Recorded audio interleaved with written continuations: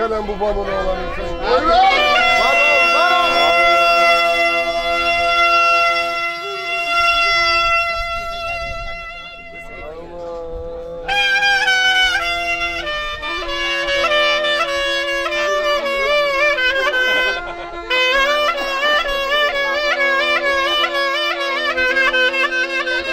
Allah'ım sana geliyorum.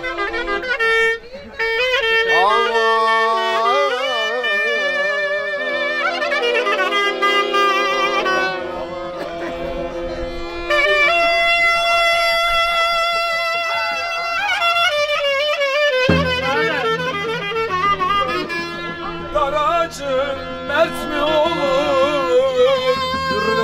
Yiğidim günler mi olur? Koşide meydan var. Daracım mert mi olur? Yiğidim günler mi olur? Koşide meydan var. Allah'a sor beni.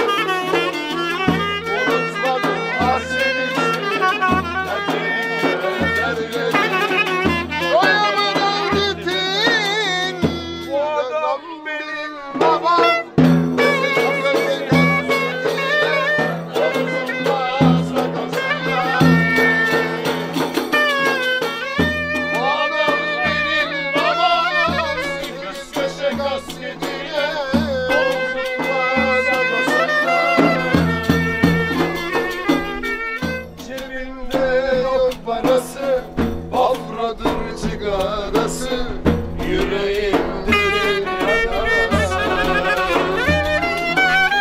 Altı çocuk büyümüş, bir işim var. Oğlum benim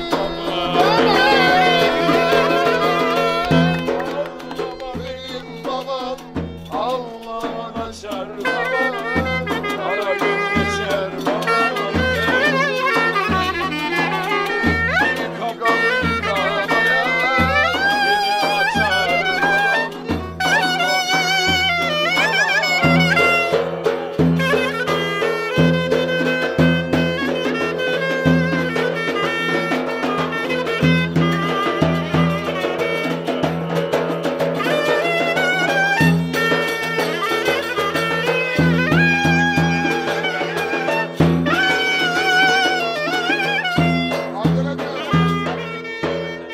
Lapseki Çeşmesi olmuş. Lapseki Çeşmesi.